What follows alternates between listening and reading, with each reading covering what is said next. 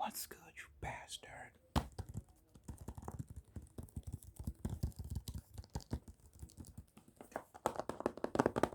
Hope you're doing well. Hope you're doing really, really, really well.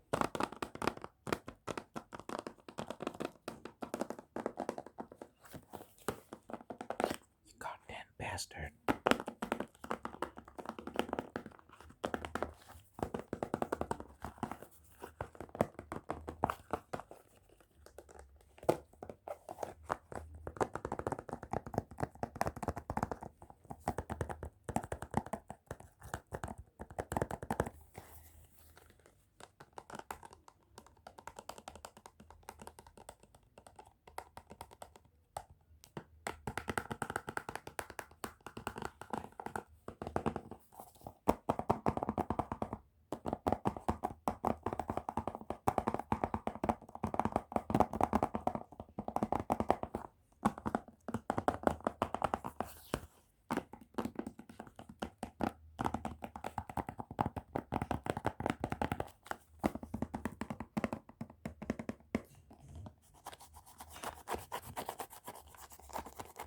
Oh, that's a good sound.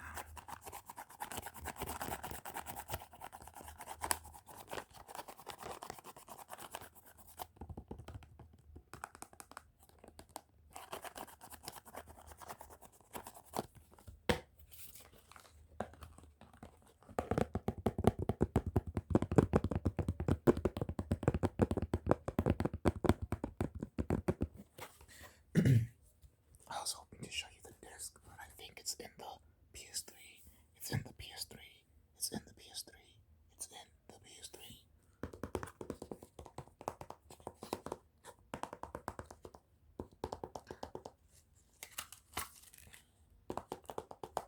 This reads Old Dog.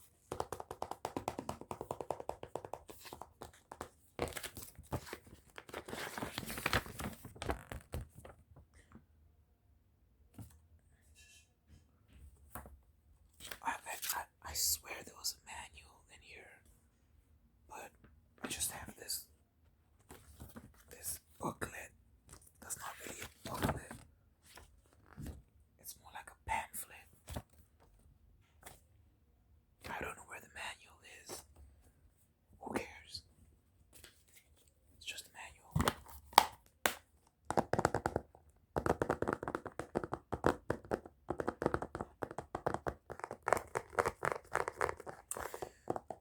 I'm just pacing myself because I want this video to be 20 minutes. I like 20 minutes. I don't know why. I've decided that that's my number, but 20 minutes is a good length for me.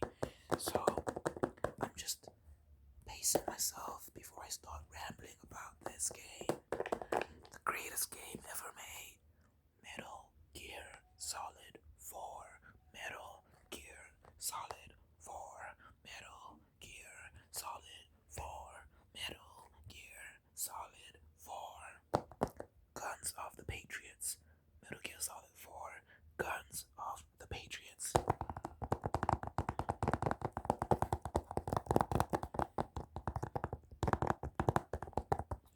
Metal Gear Solid 4. Guns of the Patriots.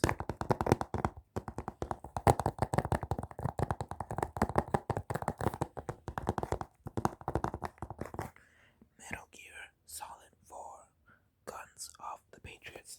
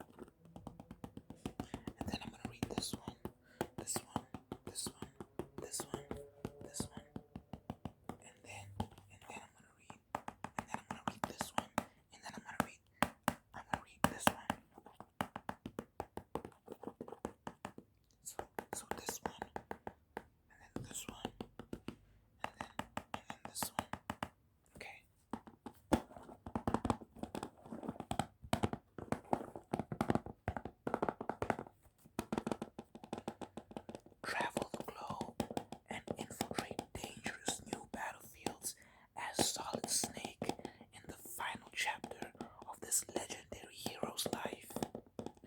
Team up with old friends and battle timeless foes in a world where war has become purely business, driven by mercenaries and machines.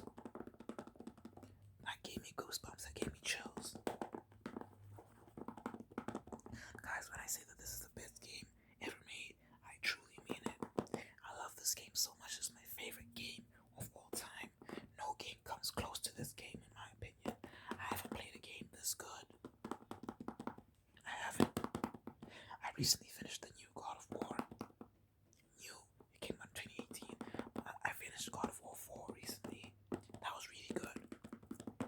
But nothing will ever top this in my opinion. I love this game so much. Okay, I'm not gonna say nothing will ever top this, but so far in my very, very, very short existence, I have not come across anything that has made me feel like this. I love this game so much. This game is my prized possession.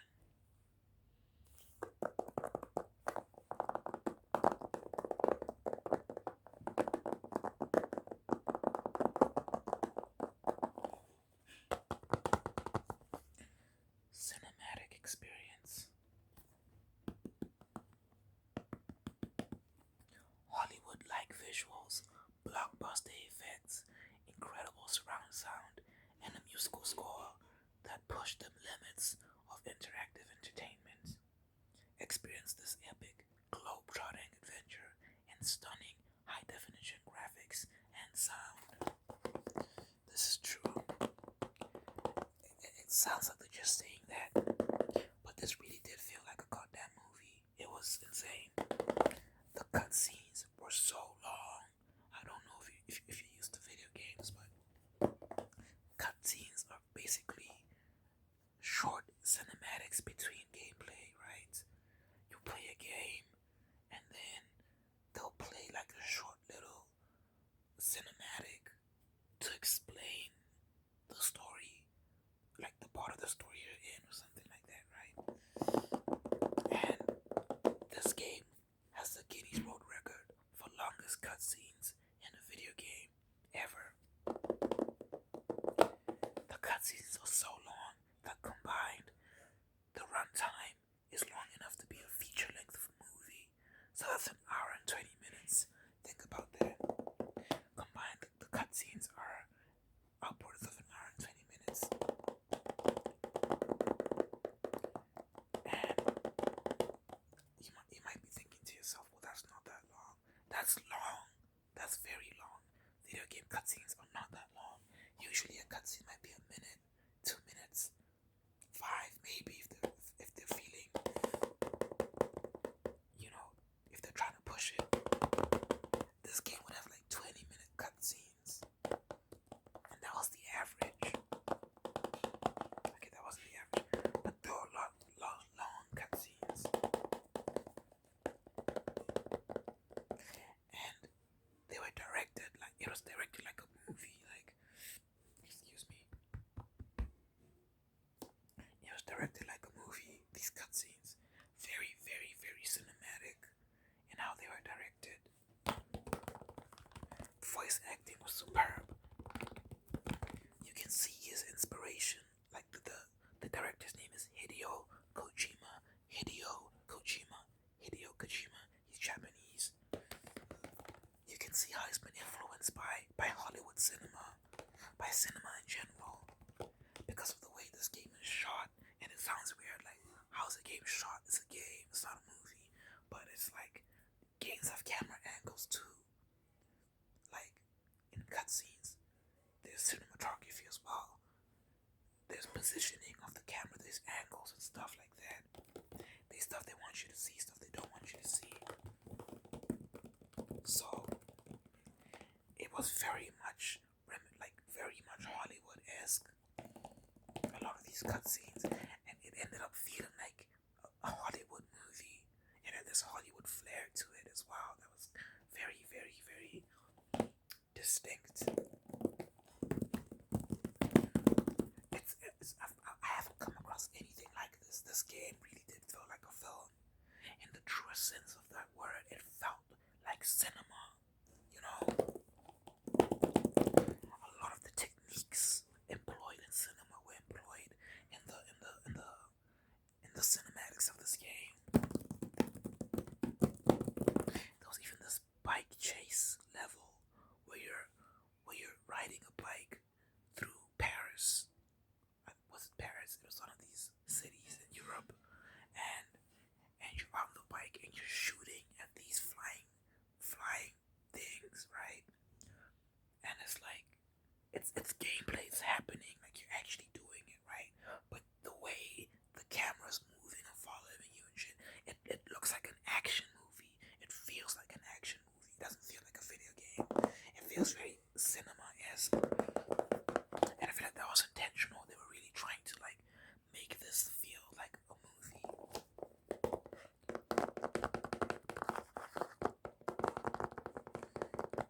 And I think they succeeded at that. And even though the cutscenes are very, very long, like I feel like if you appreciate cinema and you appreciate good story, like you're gonna love these cutscenes, because it's like he really, like the director really tried his best to make this entertaining and also like deep, but also like it's like a love letter to cinema, you know, like because this was the last game of this particular character in the franchise. So I feel like he really wanted to pull out all the stops and really experiment and do everything that he wanted to do. And part of that was expressing his love for movies, you know.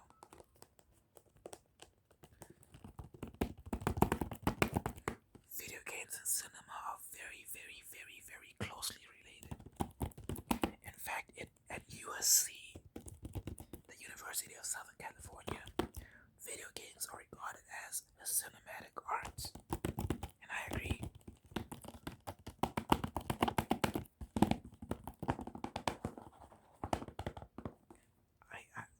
I do think it's part of cinema because it's a visual medium. You're experiencing a story through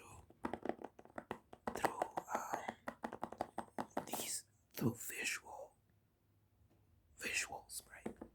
But it's more interactive, but it's still very cinematic, still very, very cinematic.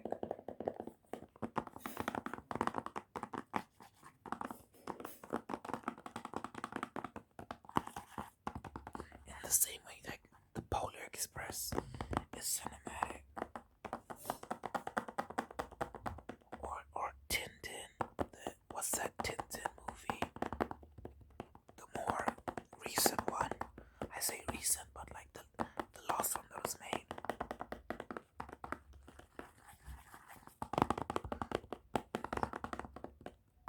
I feel like video games are cinema in that sense, but they're also like interactive. But not even that, even like Pulp Fiction, like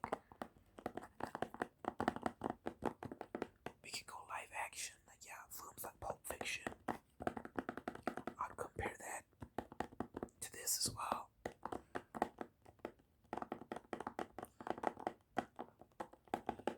It's like you have to play to understand. It's truly a cinematic experience. It really is.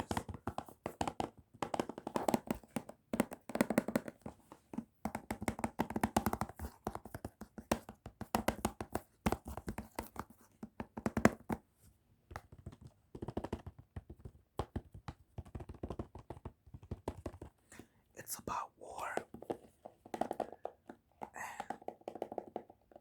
and how this war economy develops. Because like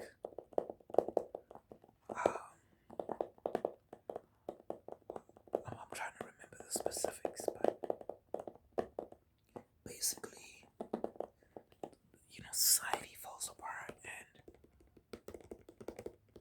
wars break out all over the world, and there's a rise in private military corporations, private military corporations, private military corporations.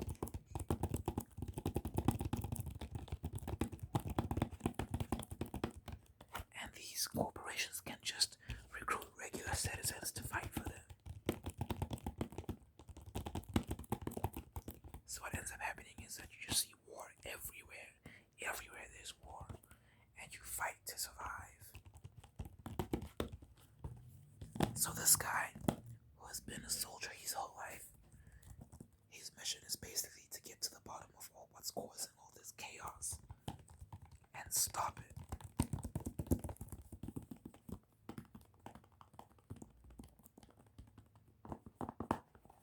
And it's a very, very interesting and heartfelt story.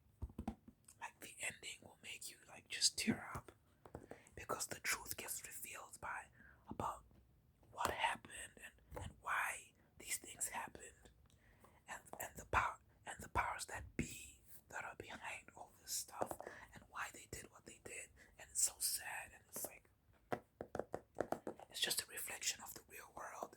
This is a very political game as well.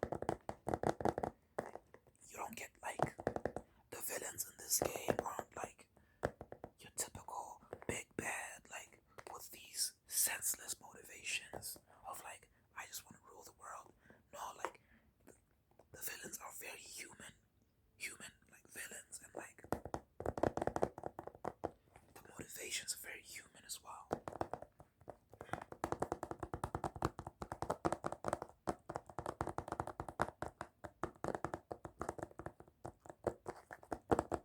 I highly recommend